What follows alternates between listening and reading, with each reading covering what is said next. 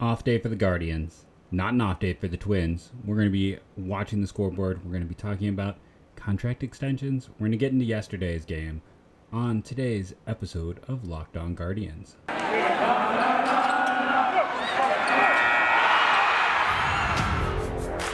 You are Locked On Guardians, your daily podcast on the Cleveland Guardians, part of the Locked On Podcast Network, your team every day.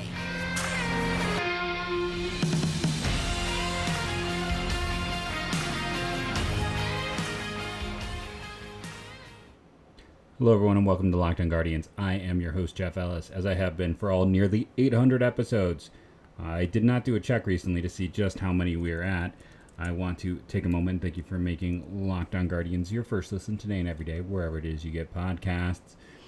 Again, for those who don't know me, I am Jeff Ellis. This will be episode 790 on Locked On Guardians. No new reviews to thank anyone for, so if you pop one up, remember I do give a shout out on the show for those. Before this, I was a lead draft and prospect analyst at Scout and 24/7 and wrote for any Cleveland sports blog that you might have read, seen, or once existed. On today's show, we're in well, first off, okay, you're like, where was yesterday's show? My computer was just not wanting to work with me. And then, if you follow me on Twitter, I said I'm going to try to do a double header. Well, I got home from work and realized I never took my house key home with me, so when I thought I was coming home early before all the kids get home, I was not to wait for them to come home to get let in. So this is just going to be the Friday show. You got one on Labor Day instead of getting one on Thursday for this week in some format or another. There's a lot of things to talk about in spite of the off day. The Twins just officially won the game, by the way, at this point in time. It's kind of crazy if you get right into it. That ninth got really, and my co-host wants to come and jump on the show. It is very clear. I mean, the Yankees made it interesting, at least. You know, there was an intentional walk, a double, and just go down happened.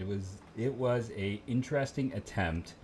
Unfortunately for Cleveland fans, nothing came of it. So that means the Twins are a game and a half back of Cleveland. If Cleveland had managed to hold out yesterday, as of when I'm recording, they'd be up 2 games instead of just a game and a half, because it was a rough weekend. I mean, the Twins had lost 3 in a row. So thank you, New York Yankees. You don't hear that often from me, but thank you, New York Yankees. I think, man, before we get into the game, can we talk about just how bad every single list for the American League Rookie of the Year is? And here's the thing. Julio Rodriguez, 1, we know. 2, Adley Rutschman. But not all places. The Bobby Witt love is just infuriating. It's not to say that Bobby Witt is bad. He's 20 homers, 27 stolen bases, a 2020 guy. He also has a negative 20 DRS. Like, he does not look like a shortstop. Jim Bowden, and okay, listen, you all know my view on him. He released a piece where the only thing he listed for players were WAR and either OPS plus or ERA plus. And like, Bobby Witt's ERA was the lowest in the entire piece, 2 in his Rookie of the Year, saying it's only based on this year's performance. Like, if you want to base it into the future, I can understand Bobby Witt being 2. But when Steven Kwan's got a 4 WAR and has a higher runs created plus, then explain to me how he's better. If this year, like, there is no competition. Kwan versus Witt this year, it's easy. He's not even up. Like, Bobby Witt isn't, to me, a top 5 Rookie of the Year candidate. MLB site has him 3rd. Kwan should be ahead of him. What George Kirby has done with the Mariners, I would put Jose Miranda with his hitting with the Twins. Jeremy Pena has slowed down, but I think he's even the better shortstop just this year. Felix Bautista has been amazing with Baltimore. Listen, Joe Ryan has come undone. Brock Burke is probably the best rookie no one's talking about for Texas. He's also put up like ridiculous ERA plus and WAR. There's so many good candidates. Bobby Witt is in top 5, and there is a clear top 3. It's Rutschman, it's Julio, it's Steven Kwan, and those 3 guys are head and shoulders above the rest of the group. Again, this is your reminder, Spencer Strider, who's probably going to win the National League, former Guardians draft pick, just just to turn that knife a bit in there. Speaking of Braves Rookie of the Year candidates, so Michael Harris is probably going to finish second. If you've not been following him too in depth, as a 21-year-old kid, he's only got a 142 OPS plus, a 352 on base, a 533 slugging, and he's hitting 310. By my belief in both old and new, those numbers are pretty good. He has been, a very strong hitter since his promotion. He was kind of shows the importance of drafting well, a third round draft choice, not a first round guy, not a second round guy, local kid in the third round. I was trying to pull up his BABIP, but the reason I bring him up in this particular situation is, did you see the contract he signed? It's an interesting contract because he signed it halfway through this year, and listen, he was going to be making league minimum the next few years. Instead, he gets $5 million next year, $5 million the year after that, 8, 8, 9, 10, 10, 12. And at age 30, it's a $15 million team option with a $5 million buyout, and a $20 million team option in his age 31 year with a $5 million buyout. It's an interesting salary that is a 10-year contract for $67 million. I bring this up because he is 21 years of age. He has better numbers than Kwan. He can probably play in center field as well, and he's got a higher ceiling, I think, than Steven Kwan because, I think power is going to come with Harris as well. Not that it isn't already there, but I think it can be even more so. His slugging is a 533. As much as I love Steven Kwan, his swing is not geared for power. His slugging, for instance, is a 376, and he is 24 years of age. So he's 3 years older, doesn't have the ceiling, but he's a little bit maybe safer as a prospect. So my question is, A, would you offer that contract to Kwan? Would you take the risk? But I guess here's my view. $20 million is a ton of money in year 10 when he would be 34. But if you have those buyouts in there, it's not as big of a deal. Yes, it stinks to pay $5 million to get nothing. Now, you might be saying, hey, you just said Harris has a higher ceiling. He's younger. There's more he can do. Yeah, he also took a massive discount as a Georgia kid who wanted to stay where he is from. Just for fun, I was pulling up his baseball savant stuff to talk about. So I guess my question is, and you go look at his baseball savant. Outs above average, 90th. Outfielder jump, 86. Speed score, 94. Expected batting average, 90. Average exit velocity, 56, so a soft pink. Barrel at 75. His whiff, his chase rate, his K rate, and his walk rate are all areas for concern. Those are all light to deep dark blue, so there are some concerns that, he could also be much worse. There's some risk in that contract. He's not a sure thing. If you go and you look at Steven Kwan, yeah, his barrel percentage is the worst in baseball, but his K and whiff percentages are the best in baseball. His average exit velocity is one of the worst in baseball. So on top of having no launch angle, he doesn't hit the ball. A hard hit percentage worse in baseball. But you go through outs above average, outfielder jump, sprint score, all light to darker red, and again, best whiff rate, best K rate, 94th percentile chase rate. Do you offer him that contract? If you are a fan of the Guardians and you're looking at kind of a similar guy, a top 3 Rookie of the Year candidate, again, someone who is younger, and the Guardians don't typically go 10 years, could you go less? Could you go 7 years to get to his age 31 season? But that's only buying out 1 year of free agency. Is it as worthwhile then? Or do you look at that profile, that his profile is built around contact and eye at the plate, and eye at the plate is one of those skills. You can look at Jim Thome. How long did that carry him as a baseball player? It's just something to think about. As I was kind of concentrating on what the core of this team to me going forward is, your top 3 are Jose, Gimenez, and Kwan. So what might that extension look like? And as a team that went out and locked up Shaw, locked up Clase, locked up Jose, the big one, I'll get there eventually, Kwan makes a lot of sense, as does Gimenez. Let's be honest. Gimenez is going to start hitting arbitration. And listen, I agree with everyone who's lock up Bieber. He's going to start making big bank. This is the Francisco Lindor situation all over again. Attempts were made. There was never really reciprocal interest. So we, as fans, have to understand that Again, if they had offered something huge, maybe it would have gone. But this team is never going to offer market value. And Shane Bieber had no interest in signing for under market value. And now he is 2 years away from free agency, I believe, at the end of this year. And after listen, we called it the Lindor debacle, and no one really loved that trade at the time. There were people who liked parts of it, but the whole trade of getting 4 players and giving up Carrasco and Lindor, and we call it the Lindor deal, but let's be honest, Carrasco has been incredibly valuable for the Mets right now. Does how this deal worked out make them feel better about maybe waiting another year? If you are in contention, can you really, especially when arguably starting pitching is the biggest question on this team, can you even consider trading Bieber? We talked about on the show what some trade teams could look like, but it's also hard to thread that needle of getting better while trading your ace. So it'll be something to consider to look at.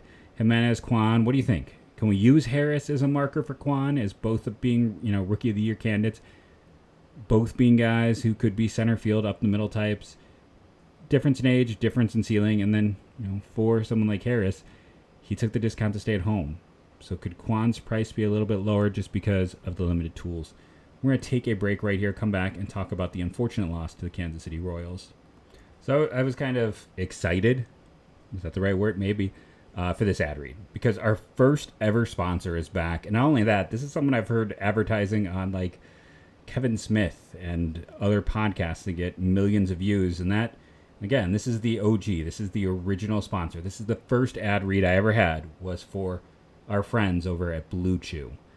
If you're not familiar, it is a unique online service that delivers the same active ingredients as Viagra and Cialis, hence my excited joke there, but in a chewable tablet at a fraction of the cost. You can take any time, day or night, so you can plan ahead or be ready whenever the opportunity arises. I'm going to be very tongue-in-cheek with this. That's about all I can be. Here's the thing with this product. Did I try it when it came through? I did. Maybe that's too much information. Let me know if you never want me to say that again. Listen, I'm in my 40s now. I was just like, I've been seeing commercials for things like this since I was a teenager. It's been around forever, and curiosity at some point is going to make you try it. It does what you think it's going to do. And if, listen, everyone can occasionally use a boost, right? And this is a boost that I can say. And here's the other thing too. I always like it when a sponsor actually lets us try. I'll say sometimes I can't. I have tried. It works. It does what you need it to do. And right now, we have a special deal, which is, again, this was the first ever ad I ever did. And I have it right here. It's the same outline. And what's great about it is that they're giving you something for free. You can try Blue Chew right now when you use our promo code LOCKEDON at checkout. And you do have to pay the $5 shipping. They're not going to take a loss on it. You do have to pay $5 for shipping. But you get a free, your first month is free with $5 shipping. That's a pretty good deal. That's BlueChew.com. That promo is locked on. Visit BlueChew.com for more details and important information. And we thank Blue Chew for coming back, the OG sponsor, and sponsoring our podcast again. Okay, this unfortunate game. I say unfortunate, but man, they almost had 3 straight games with 10 or more hits and no runs. They are just, it is the most scattershot we have seen them. And if you're really mad at Emmanuel Clase, who hadn't blown a game since I believe May 9th, then you're just missing the boat. He didn't have it. Came out and walked those batters. He did not have his command. Sometimes guys don't have it. For Clase, 2/3 of an inning, 3 walks, 1 hit, 2 earned runs. Yeah, it stinks, but he is still the best reliever in baseball. He has that outing. His ERA is still 1.39. I'll say it again. 1.39. He's also pitched in, 3 of the last 4 games at that point. He took off Tuesday. They had number 99 go in and get the save because Clase had closed the last 3 games. He's been a high-use player.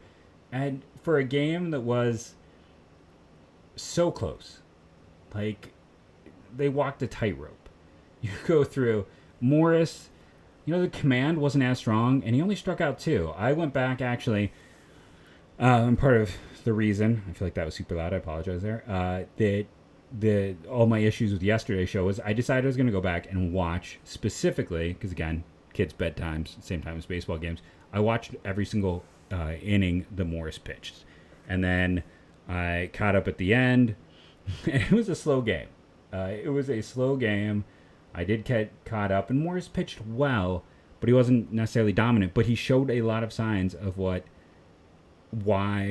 people like myself have been so high on him for so many years. This stuff can be absolutely nasty. He has a good pitch mix. He misses a ton of bats. It's always going to be health. And if you're like 4 innings, 3 hits, 1 walk, 2 strikeouts, why do you get pulled? Well, he's at 61 innings. 61 innings. Nope. 61 pitches. And 60 has kind of been his limit. Henches comes in, and again, I learned that thanks to the Kansas City broadcasters, lowest ERA of any reliever since the All-Star break of whatever the minimum qualifier is. He's great. Emmanuel comes out and does 2/3 of an inning of work and has a hit and a strikeout. 99 struggles. It's funny that he gets the hold because in 2/3 of an innings he walked 3 dudes, and that's after his walk rate has been ballooning. It is a bit of a concern. I don't think we're going to get to rule changes. Well, here, we'll do rule changes very quickly baked into this game. Bigger base is good. Maybe more stolen bases and less of those ridiculous calls where some dude overslides the plate. Pitch clock. It'll speed it up. Shifts. I kind of like the shift. I'm going to be in the minority with this. I like the shift because I think it's tactical thinking, and I always like rewarding that. But I do wonder... Listen, 99 experienced the pitch clock in Akron. He experienced it in Columbus. But with his new juggling trick on the mound, is he going to be able to get a pitch out in 20 seconds? And he is such a creature of habit that my co-host has some thoughts. I'm not allowed to speak in the basement, as you guys know, or the old man starts shouting. Can he do it in 20 seconds consistently? That's going to be a question for next year. But his control issues have been popping up a little bit more. Trevor Stephan comes in to clean up the inning, but then he has to get relieved by Brian Shaw. Good on Shaw. Like Shaw, you could argue that after Henches, that the most effective reliever in this game was Brian Shaw. And, in fairness to him, is that too... I mean, outside of some of the games where... When the game is already kind of out of reach and Shaw comes in, it just feels like he's just kind of out there. Like he's not trying, but it feels like he's been okay in that whole situation. He hit 97, which is like the first time since the Reagan administration, I believe, he has hit that high on the radar gun. He is up to appearance this year. Let's start our little cash. 54. His next appearance, he gets $250K more. So good on Brian Shaw. Next time you see him in a game, no, he just made $250,000 more for that appearance. The pitching was good. It's a 2-1 game with a loss in the 9th. Of course, the pitching is good. Offensively, who reached base twice in this one? Well, there was Oscar Gonzalez, and there was, I believe that was it. And listen, if you told me that this team would have had 2 walks, and I had to bet my entire savings on it, I would never have picked Oscar Gonzalez to have one of them. He ended up with 2 hits and a walk, very clearly one of the stars of this game, in spite of the loss. Offensively, yeah, they had the 8 hits. I should have said Andres Gimenez also reached base twice due to having 2 hits. So, and that's kind of the interesting thing. For all of their offensive struggles, you have Gonzalez and Gimenez hitting back-to-back, and they were 5 of the 10 times that someone reached base. I also thought it was kind of weird in this game to intentionally walk Bobby Witt Jr. to get to Salvador Perez, who is having a better year and is the more experienced player. And then for the love of all things holy, I know you're expecting this, can someone please explain to Andres Gimenez how physics works? Does he have a bonus I don't know about for sliding into first base? My goodness. Show him the videos. Like, people have done the work. Slide into other bases makes sense. When you can just keep running... Best case scenario, again, that's super loud, I apologize, on a slide is that you keep the same speed. Best case is you keep the same speed. Majority of the time, you're not getting your best case. So, Please stop signing the first. Someone explain physics to Andres Gimenez. Please, somebody. It's a cruddy loss. But again, Clase is the best in baseball. 3 stars. I'm giving it to Morris for going 4 innings without giving up a run in his second start. Giving it to Oscar Gonzalez, who had the only extra base hit and reached 3 times. I'm not going to give it to Andres because he slid into first again.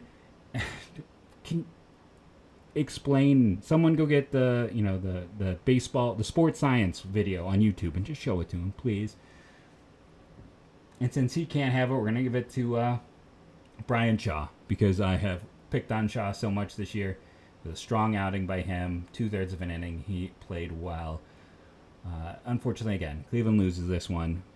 So they only gained half a game yesterday, and with the Twins win tonight, between the last 2 days, they essentially gained nothing. So it's just going to continue to sit there with the lead in the division.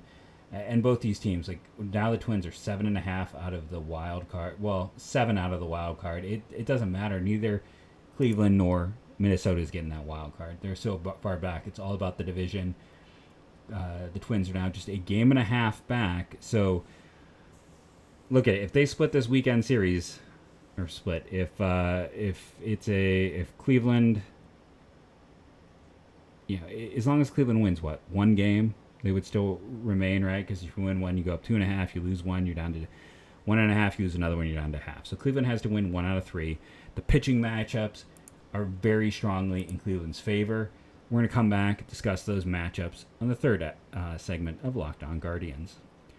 No matter what you're interested in, our good friends over at BetOnline have you covered. You know them, you love them. They're one of our longest running sponsors in the history of this show. Let's go to BetOnline right now. Let's ignore the ad read. Let's go against hype, and let's go see what is interesting at BetOnline, because there's always something interesting. There's always things they're doing differently. Between futures, I talked about you could points of time vote on politics on here. The Browns game this weekend. It's a pick game, so that's a situation where there's no points going across. Let's see if they have anything up for the Cleveland Guardians matchup tomorrow. And remember, our good friends at BetOnline, they also have podcasts, they have articles, they have everything you could want. They have you covered over at BetOnline. Cal Quantrill is plus 1.5 against Dylan Bundy and the Twins. That is and it's minus 215. So people apparently are really believing in Cleveland in this matchup. So go check it out for yourself. You can see some featured same game parlays, and it's just not. You can go Chinese Taipei, Japan, South Korea, whatever your preferred sports or baseball location, you will find it with our friends over at BetOnline. So let's do some quick minor league shout outs. One, when I was talking about the great night of B pitching in the system with Shane Bieber and his wonderful performance on Tuesday, with Tanner Bybee continuing to miss bats by the score, I missed Rodney Boone. It was a 3B day. It wasn't just 1B of excellence. It wasn't 2 Bs of excellence. It was a 3B day. Rodney Boone on Tuesday, 6 innings, 3 hits, 1 earned run on a home run, no walks, and get this, 12 strikeouts. He was the best B of the group when you're looking at strikeouts. Rodney Boone, left-handed pitcher, and also UC Santa Barbara. Same school as Shane Bieber. Speaking of UC Santa Barbara, let's do a quick check-in on our old friend Kyle Nelson. There was a time where I talked about the top reliever in the Guardians system was 99 at the top in terms of prospects. And I had Sandlin and Kyle Nelson in the same tier. Nelson looked awful with Cleveland. It was all of 9 2/3 innings last year. Struggled in AAA. I don't know what Arizona figured out, but as that Arizona team is surging, he's a big part of that bullpen. He's up to nearly half a win. His FIP is 311. His xFIP is higher because he hardly gives up a home run. Walk rate under 3. That's better than his walk rate throughout most of his minors. He's not missing many bats, but a super effective lefty. And just speaking of old friend alerts, if we're looking into Franmil right now, because I think you gotta continue to focus on what he is doing. Why is this not separating for me? And Fangraphs is giving me a little bit of an issue here, so I apologize for that. And let's click on partial seasons, so maybe it'll actually do it. There we go. So he is now up to a 288 average, a 333 on base, and a 500 slugging. good for an 830 OPS, and his runs created plus is a 129. Last year for Cleveland, he was at a 125. So whatever happened, he is almost the same hitter he was since he's left. That is just, yes, they talked about the flexibility of opening up that DH spot. My goodness, I would love to give up flexibility, see less Owen Miller out there, see less of some of the things they do, and just have a guy with a 120 runs created plus out there helping this team out. Wouldn't that be nice? Some other quick notes around the Guardians and the minors. Should we talk about the fact that, that same night that Boone struck out 12 for Lake County, you had 10 strikeouts for Bobby in Akron. Can't remember how many Bieber had, but, he had a great game. Ryan Webb, he was hurt when they drafted him out of Georgia, I believe right-handed pitcher. He had 10 Ks for the Hillcats. Carson Tucker, we talked about his struggles this year, had his first home run, so good on him. And some Pitcher of the Month awards. Not week, but month. Tanner Baibu, who we just keep talking about. For my money, the most underrated pitching prospect in baseball. Because even in his own system, he doesn't get put by most people into tier 1. I think he's tier 1. I've said it many times. You look at Bybee, you look at Espino, you look at Williams, and you look at Rocchio, and those are the top prospects in the Guardian system. All he's done this month, 4-0 with a 1.32 ERA, 37 Ks in 34 innings, and he has continued to have the 5th lowest ERA in all of minor league baseball, 7th most strikeouts. That ERA is sub-2 for a guy drafted a year ago who's added 6 miles an hour to his fastball.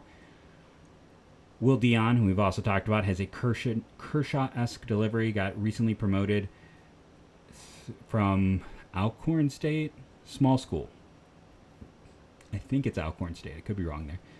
3-0, a 1.16 ERA in his 4 starts with Lynchburg. 23 and a third innings, 27 Ks. Yeah, that's pretty good. From what I understand, that is pretty good. The Cleveland Guardians, we have our concerns. Right now the pitching staff is very beat up. It's going to be a struggle down the stretch in that regard. But, man, pitching in the minors looks bright. Very quickly to check in, since mid-August, how are our runs created plus shaping up? When this offense went in the tank, Jose Ramirez has started rebound, 123. Remember, from when he got hurt through the beginning of August, he had been in a league average of 100 runs created plus. Andres Gimenez, 117. Oscar Gonzalez, a 101. If you had told me that Austin Hedges would have the 4th best at any point this season, I would have said you were on something, but he is at an 87. He's been solid. And then you have Kwan, who's been down to a 70, Owen Miller to 67, Josh Naylor to 66, Ahmed at a 37, 28 for Maley, and a 16 for Straw. So that is your lineup since mid-August, when they've started to have some of their struggles. In terms of the matchups this weekend, Cleveland has the big 3. The 3 guys who would start for them in the postseason are all lined up for the Twins. And that is Cal Quantrell versus Dylan Bundy. You have Tristan McKenzie versus Chris Archer. You have Shane Bieber versus Aaron Sanchez. This is like Cleveland has their 3 aces, and the Twins have the 3 reclamation projects. Chris Archer has been worth .6 WAR this year. He has done what they've needed him to do with the Twins. Twins, I believe, lead all of Major League Baseball in amount of innings lost to injury. It has been rough. Their pitching in particular has been beat up. Chris Archer, though, 24 starts, 100 innings, 4.47 ERA, 4.37 FIP. He's been a 5. But they needed someone who could eat some innings. He has done that for them this year. Aaron Sanchez, it had been a bit of time since he had seen, double-digit starts in the big leagues. 2019 was the last time that had happened. 49 innings for them. His FIP is a 468. His ERA is a 698. That's the game you need to circle. Now, I feel like in the past, Aaron Sanchez has actually been a struggle for the Guardians. But then again, the last time he was good with Toronto, none of those players, except for Jose Ramirez, are still with the Guardians. So I don't really think we can use that data. That Shane Bieber matchup Sunday, that should be the no-doubter. And then, did I not click Dylan Bundy here? Dylan Bundy has been a 2-time reclamation project. Man, he got hurt with. He was one of the most hyped prep pitchers ever. Got hurt with Baltimore. Took a while to figure it out. Had that great year in LA, which might have been the strike year, right, where he was a Cy Young candidate. And then, in the year before that in Baltimore in 2019, he was actually pretty good as well. And he just not very consistent year to year. This year, he's got a 4.34 ERA, a 4.16 FIP. Again, solid pitcher. Just doesn't miss bats. Doesn't walk anyone. Hey, the Guardians don't walk and they don't strike out. So we'll see what happens in this matchup. I should really go through and just start looking when they face guys like this. Bundy will be interesting. 118 innings. Like, the Twins need depth. These guys have provided depth for them. But they're just so beat up. And Cleveland is missing Sonny Gray. Like, that is advantage Cleveland. That's the one pitcher I don't want to face because Joe Ryan's been solid, but Joe Ryan has also faded significantly in the second half. So this should be advantage Cleveland for most of this series. It is, I believe, in Minnesota, correct? So Cleveland has to go there, which I don't know. I feel like Cleveland should be expected to take 2 out of 3 of these games. One will probably get away. I know he didn't do the traditional 1-by-1 matchup, but I think Cleveland should be expected to take 2 out of 3 games. If they take 2 out of 3 games, they'll leave with a 2.5 game lead. And then they will get the Chicago White Sox next, I believe. Nope. Man, I keep thinking the White Sox are coming up, or maybe I just want the White Sox to come up. It's Los Angeles, then Minnesota again. Nice thing is, if you've read the rumors, Tony La Russa will be back by the time Cleveland faces the White Sox, so that will definitely help out Cleveland in those matchups. I've been Jeff Ellis for the Locked On Guardians podcast for this week. Remember to rate and review, download daily. It helps. This is the time where I'm like, hey, if you haven't done YouTube, please go subscribe. Getting to 1,000 is huge for a little podcaster like me. It would be a big help for the show. If you're someone like me and you got multiple YouTube accounts, you can subscribe multiple ways. People keep saying finally crossed 600. We are at 602. So a big thank you to everyone who has helped us get over that. And again, I'll talk about it. The single greatest number of views in the history of this show was thanks to the Seattle Mariners. So again, if you want this to be the single greatest show being thanks to the Cleveland Guardians fans, I just need a little bit of a step up. I say that jokingly, with love, as you fans out there are the best, and I love interacting and the positivity I get from all of you. Hopefully we'll come back Monday, and I'll be in a happy place, and the Guardians will expand their lead in the division. Worst case, I'm not going to believe that they're not going to be in first. With the pitching matchups they have, they can't get swept. They can't. So now on Monday, when they get swept, you can all yell at me. Thank you again, and as I end every episode, go Guardians, go.